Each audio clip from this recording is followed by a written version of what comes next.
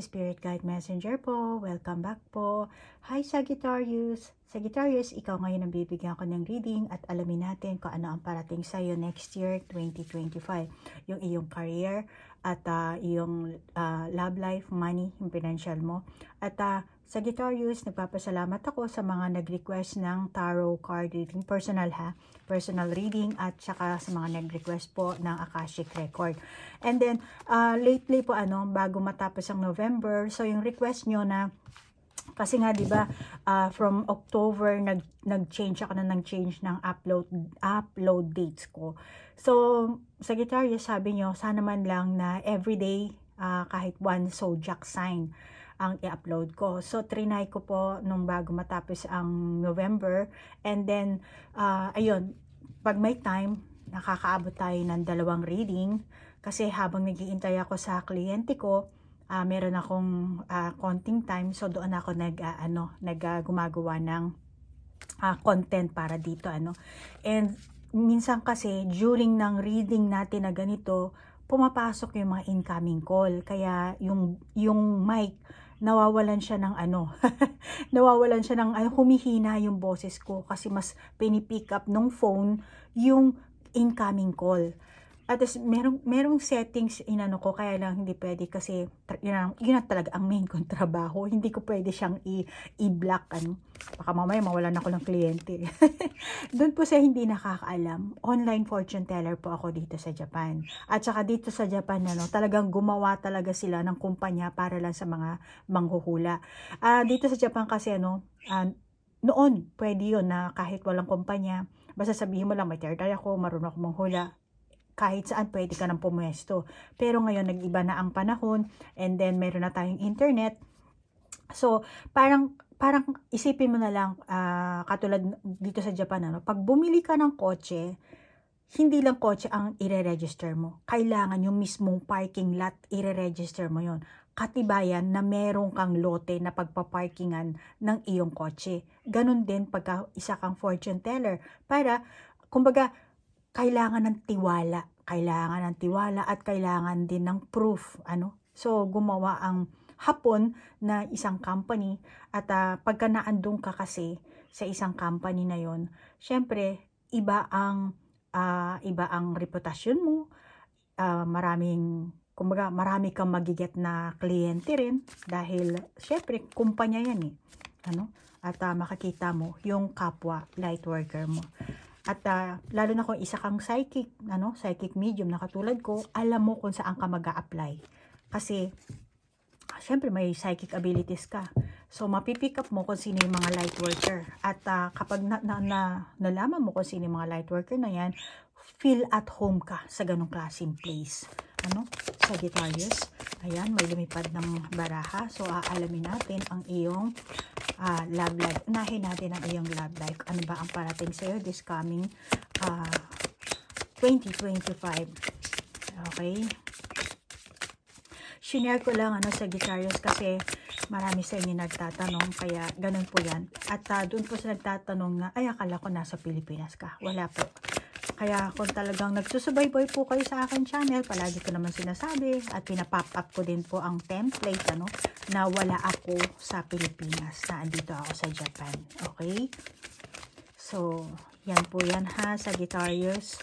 At saka, diba, sabi ko sa inyo, pagka nagpa-Akashic reading kayo, kung ano yung mga question na bumabalot sa isipan nyo, makakakuha talaga kayo ng kasagutan.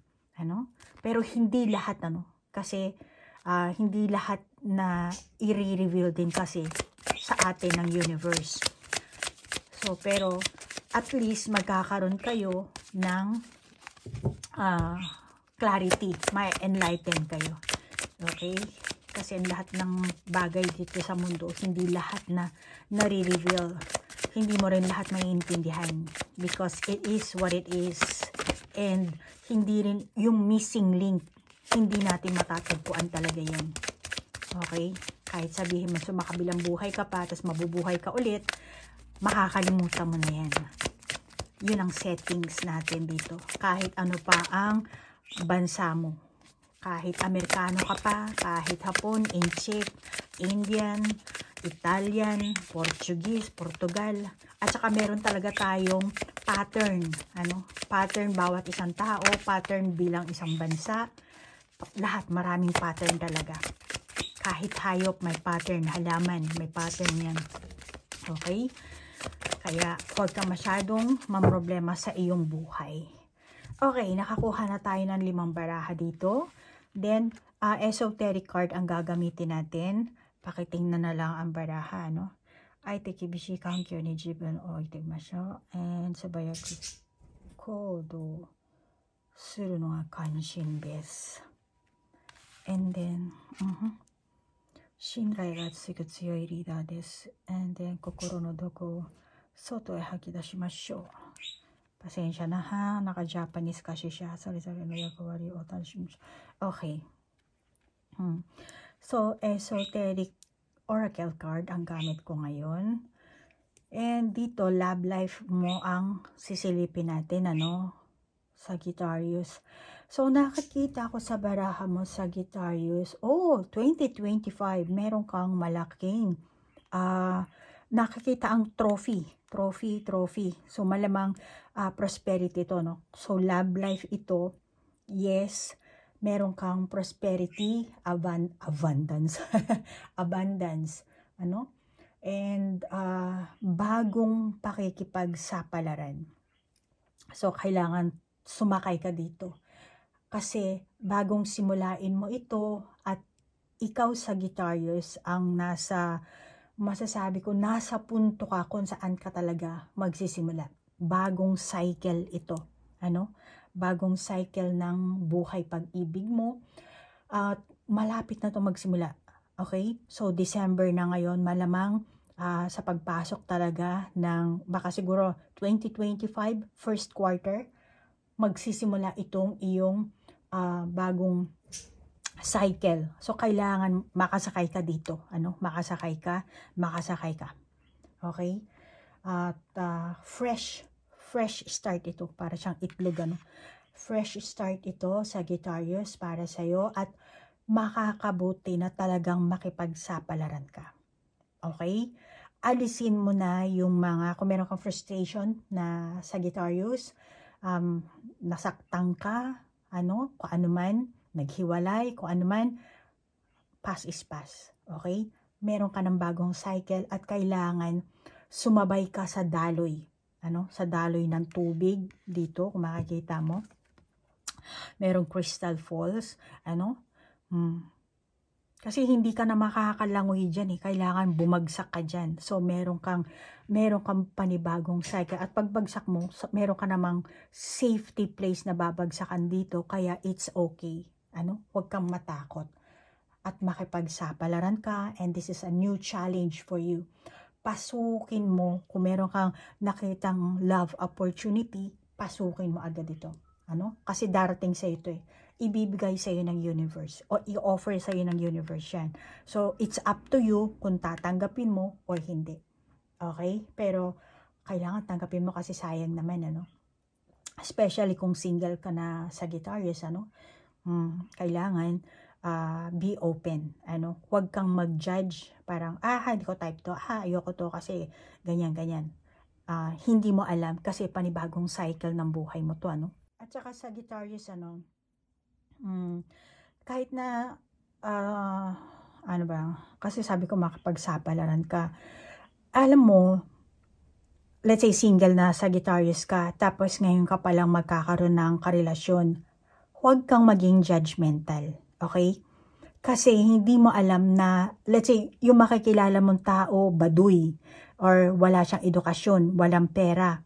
Pero, once na nag-meet kayo, tingin ko, magkiklik kayong dalawa. Magkakaroon kayo ng good chemistry.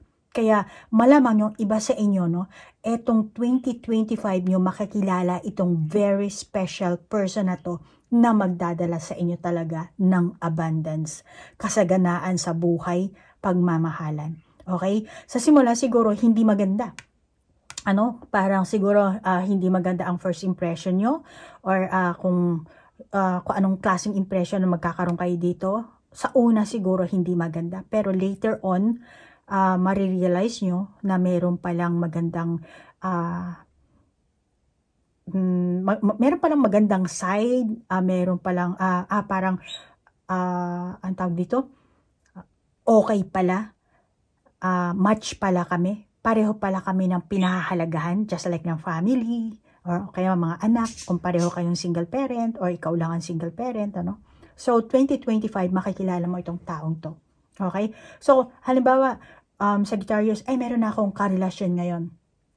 Tingin ko, kung meron kang karelasyon this 2024, by 2025, bago matapos ang 2025, magkakahiwalay kayo niyan. Then, eto ang makikilala mo. Malamang na matapang itong taong to. Hindi ko alam kung babae or lalaki. Depende, Sagittarius, kung ikaw, walang gender ito. Okay? Then, eto, siya ang mag-aano sa'yo.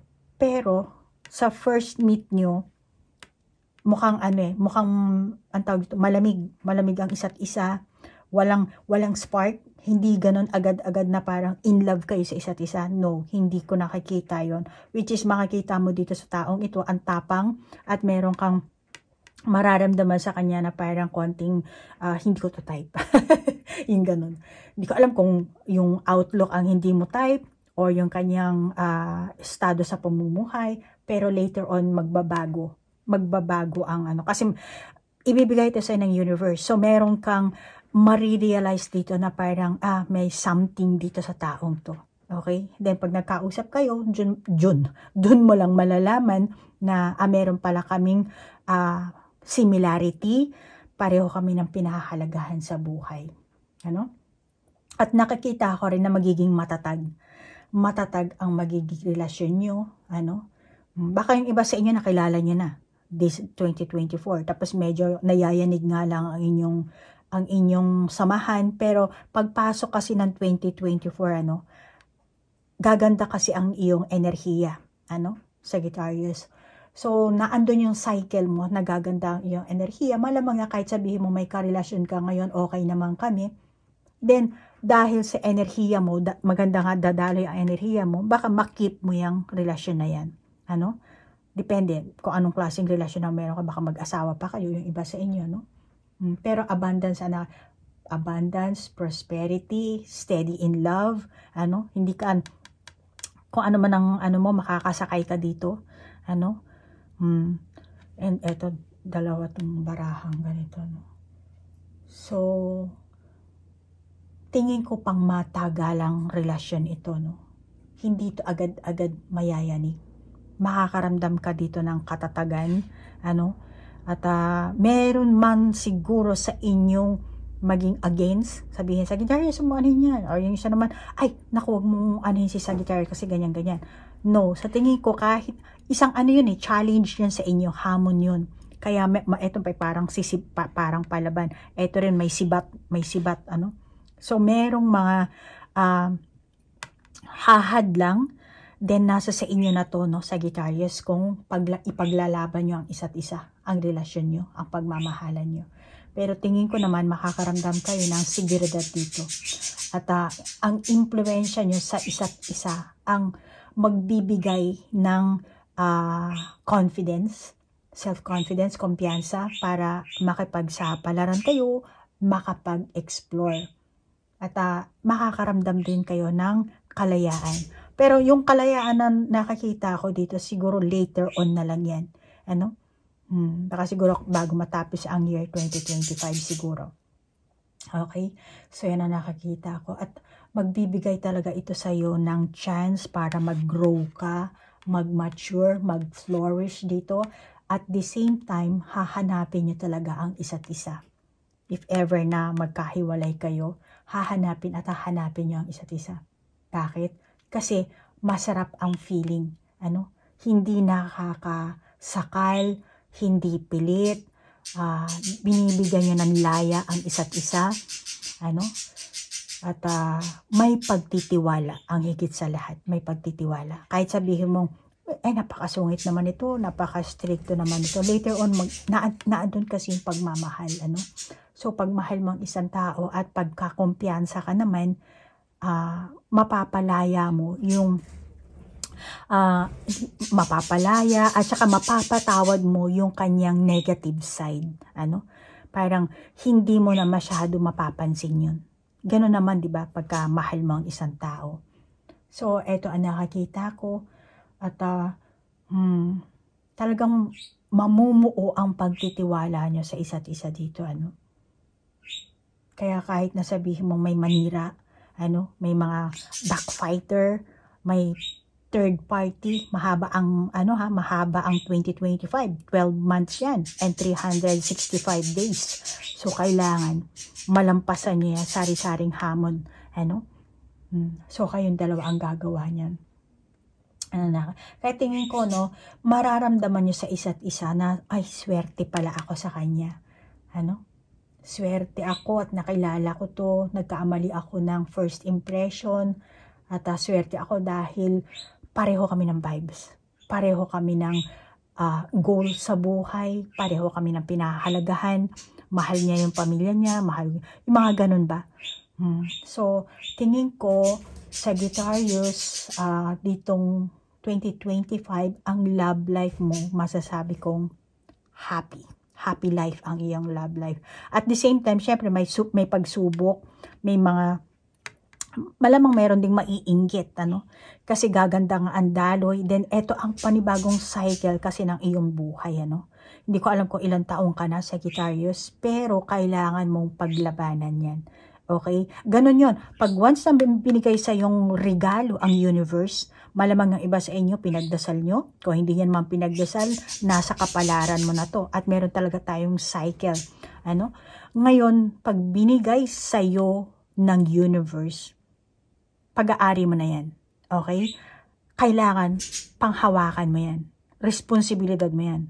Kaya kung may problema, may hamon, ikaw ang dapat na mag-overcome. Pero syempre, kung Kristiyano ka or kung ano man ang relihiyon mo, tawagin mo pa rin ang Diyos, ang Panginoon or ang universe para ma-overcome mo kung anumang challenges ang meron ka.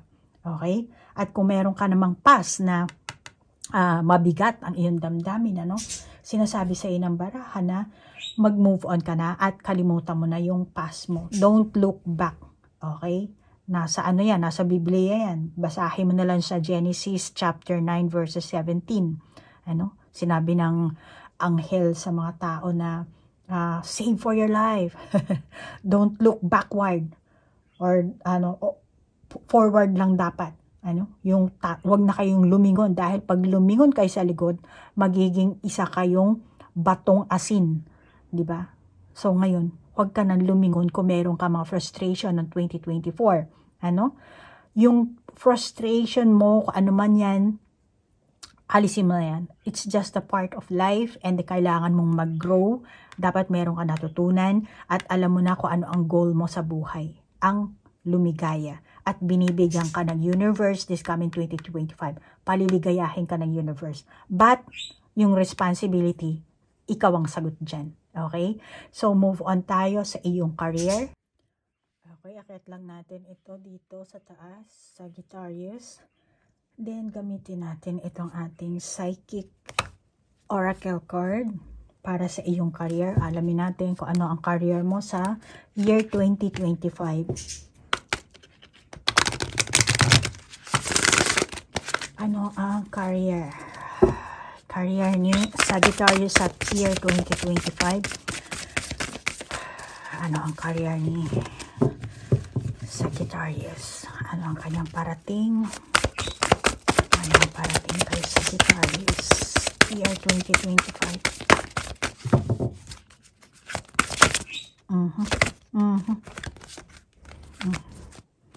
Diyan ka muna.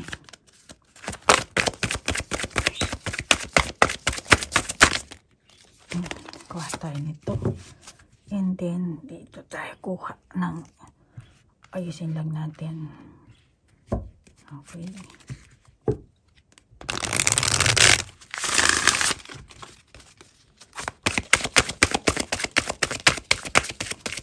Alam mo, Sagittarius, palagi kong sinasabi sa inyo na unahin nyo talaga ang self-love.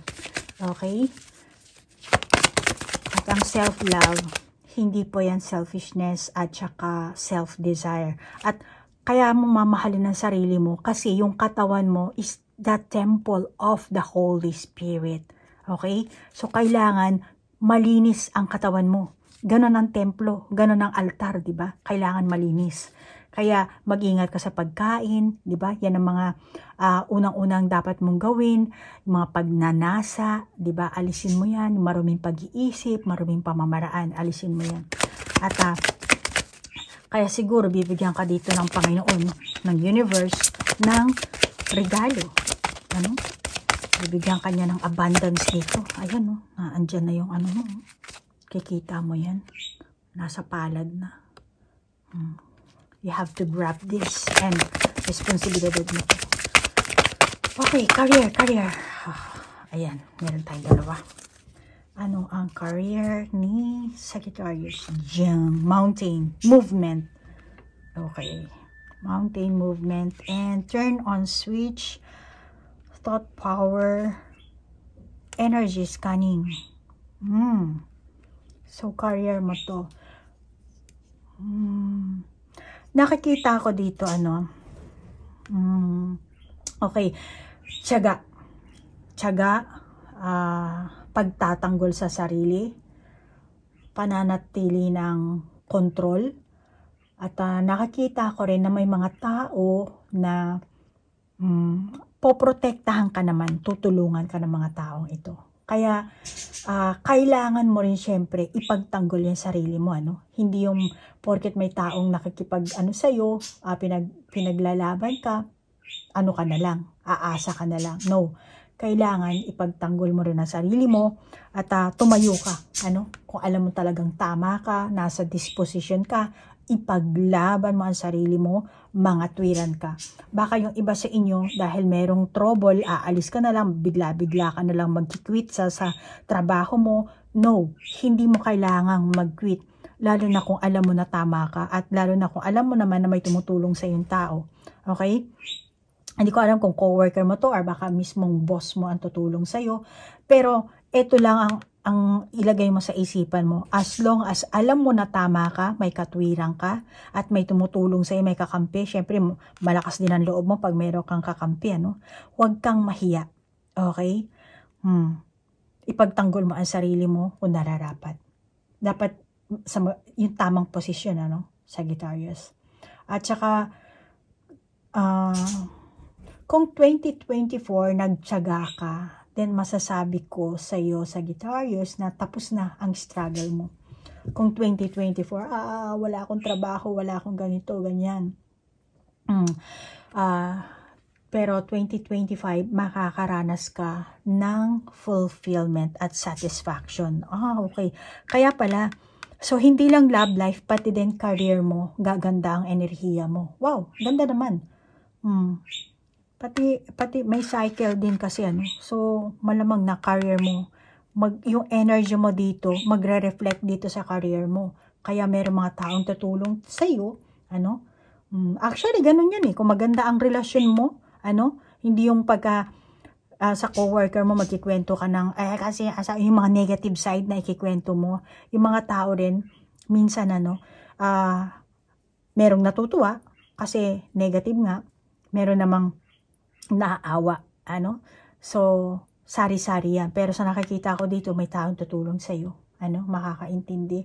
At meron din mga tao na matutuwa dahil happy life ang meron ka. So, yung inggit na asin, buti ka pa, Sagittarius, yung gano'n, yung hindi talagang inggit na sisiraan ka, which is dito meron ding hamunan sa'yo, Pero sa tingin ko, dito sa career mo, okay naman, So, trabaho ito. So, kailangan ipaglaban mo kung ano yung dapat na ipaglaban mo. Tiyaga.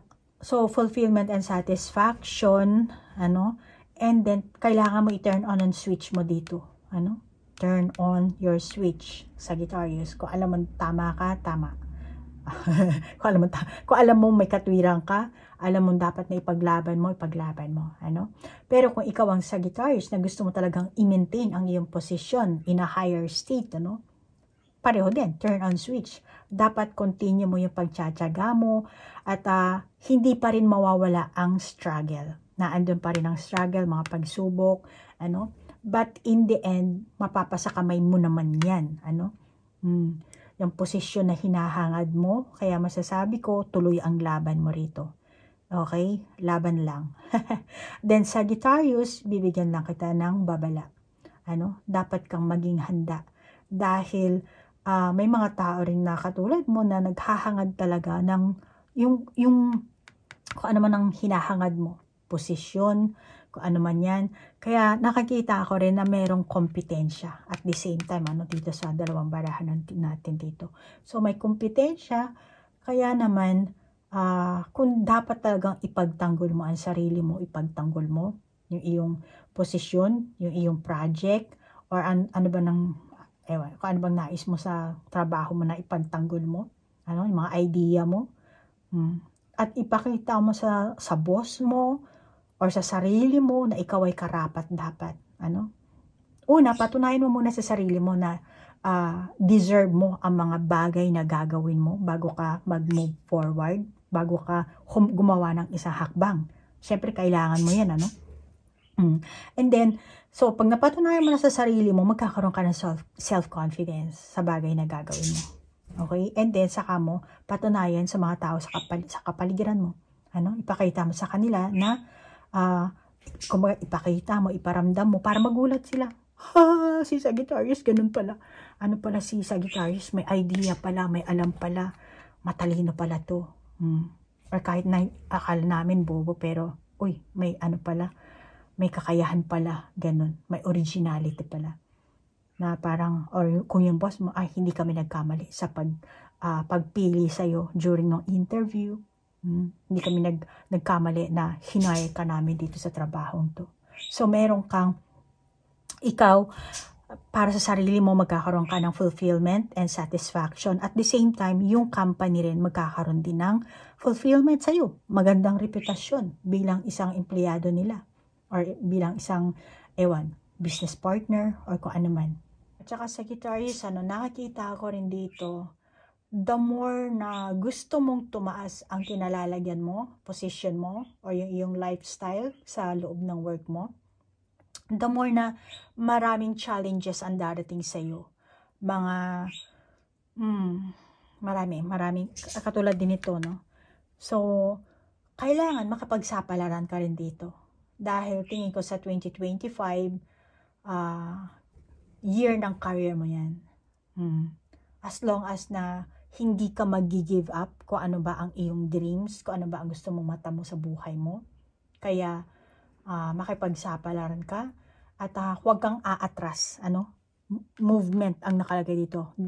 Look forward ka lang. Maaring madapa ka dahil sa long-legged ka dito. Tingnan mo naman tong ostrich, di ba? So, huwag kang aatras. Okay? Walang masama kung ma-frustrate ka, madismaya. Lahat tayo nagkakamali. Ang importante, mag-look forward ka at huwag kang magmataas. Okay? And focus ka lang sa iyong dream. Kung ano yung dream mo para malampasan mo yung mga balakid. Kasi ang kailangan dito, maging malinaw ka talaga sa iyong layunin. At syempre, hindi rin talaga mawawala yung pagsisikap mo. Sagittarius? At malalampasan mo kung ano man ang balakid na tumambad sa'yo dito. Okay? At syempre, lalabas ang siraan, inggitan, plastikan, kahit na medyo nakakatakot, hindi mo kailangan maging negatibo.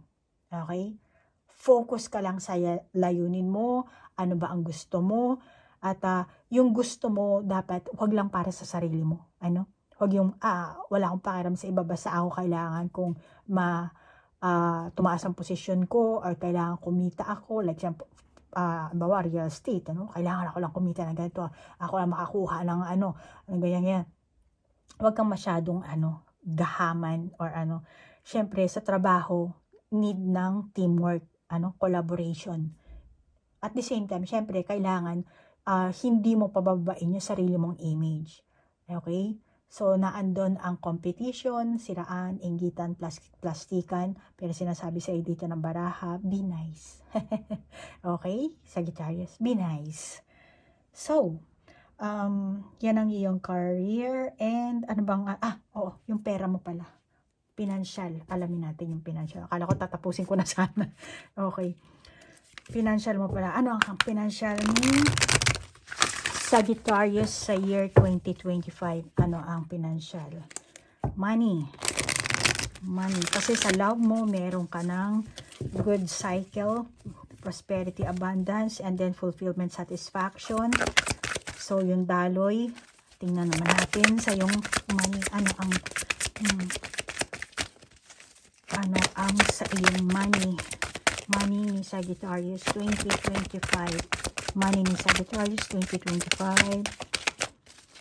Ano ang money ni Sagittarius 2025? Close muna natin yan. Minadali na. Okay. Diyan, TikTok. Deep knowing. Deep knowing. And then, diyan, soulmates, loyal heart. Baba natin. Hindi. Yan, kanya na lang. Nakakita pa naman sa screen. Breath. Okay, akyat natin. Hindi pala nakakita. I'm sorry. Ayan. And then, ayan.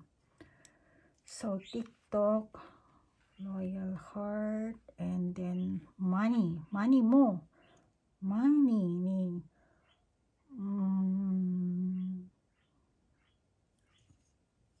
masasabi ko dito, alam mo, Sagittarius, tingin ko may pipirmahan kang kontrata. Okay, baka loan, baka mag-loan ka dito, baka bumili ka ng malaking amount, maglabas ka ng malaking amount, ano, at sinasabi sa iyo ng baraha dito na, oo, mukhang lalabas ka talaga ng malaking pera. Kaya medyo delikado. Okay? Tingin ko, madadala ka ng emosyon mo rito eh. Kaya parang, sige, okay, maglalabas ako ng pera. Ganyan. Pero, mag-ingat ka. Lalo na kung malaki ang amount na ilalabas mo. Okay? Kaya, huwag mong, ang tawag dito, huwag mong paganahin ang iyong emosyon. Alam mo yun? Dahil mataas ang, ang tension mo isa, sige, bili ka lang ng bili, labas ka ng labas na hindi mo na pag-iisipan. Okay? Kaya, lalo na pag naglabas ka ng malaking pera, malamang na malaki rin ang magiging loss. Or baka may sasalihan kang investment, investing in something, ewan ko. Okay? Or, let's say, bumili ka ng bahay or kotse, Sagittarius. Pero advice lang dito, kasi ang pahiwatig ng baraha, kasi nga deep knowing, di ba? So, kailangan, kakulangan kasi ng impormasyon, Hindi mo alam ang lahat ng katotohanan. So, kung ganyan naman, kailangan mong pag-aralan. Alamin mo, take time, para malaman mo kung ano ba talaga ang mayroong mga tao na mabait lang sa harapan mo, akala mo loyal pero hindi. Okay? So, kailangan mong mag-ingat para makaiwas ka sa mga scammer, sa pagkawala ng pera mo. Dahil pag nawala ang pera mo, automatically stress ka niyan, depress ka niyan, di ba? Makakaramdam ka ng pagkadismaya, magiging mainitin ang ulo mo.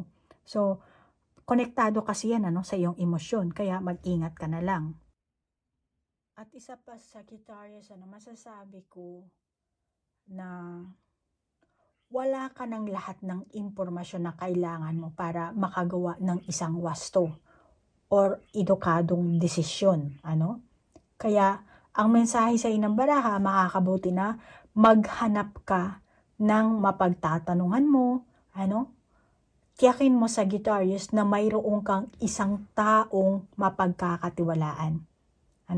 At iyon ang makakapagbigay sa iyo ng lahat ng impormasyon, katotohanan, makakatulong sa iyo, at makakaiwas ka sa pagkalugi, sa pagkawala, sa pagkaloko. Kaya, alamin mo sa sarili mo na kung sino yung taong dapat mong pagkatiwalaan. Okay?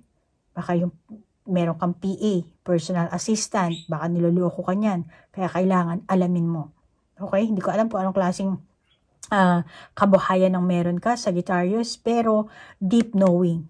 Wala namang mawawala sa iyo kung gagawa ka talaga ng research para sa sarili mo, which is, andito, turn on switch, 'di ba? Sinasabi sa iyo ng baraha. Actually, lahat magkakarugtong naman yan, yung love life mo, career mo, and pera mo. Okay? Pero huwag mo nakakalimutan, 2025 may mga hamon na darating sa'yo. At the same time, naandyan sa'yo ang happy life, sa career mo naman, nakakita ko ang fulfillment mo. And then dito naman sa trabaho mo, yes, sa money mo, sa financial mo, para makaiwas ka sa mga taong manloloko, sa mga scammer, kaya be nice pa rin kahit papano, Sagittarius.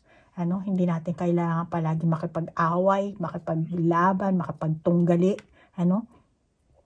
pero kailangan lang natin mag-ingat at alamin natin ng maigi kung sino yung taong na i-encounter natin, para makaiwas tayo ng gulo. Gulo rin yan kasi syempre, baka yung iba sa inyo Sagittarius, maiinitan ng ulo nyo, hindi kayo makapaniwala pagka naloko kayo, di ba? Parang, gaganti at gaganti kayo. So, hindi rin maganda yung ganon. Sagittarius? So, be aware na lang. Okay? And, ipon ka ng impormasyon bago ka pumasok sa isang investment. Okay?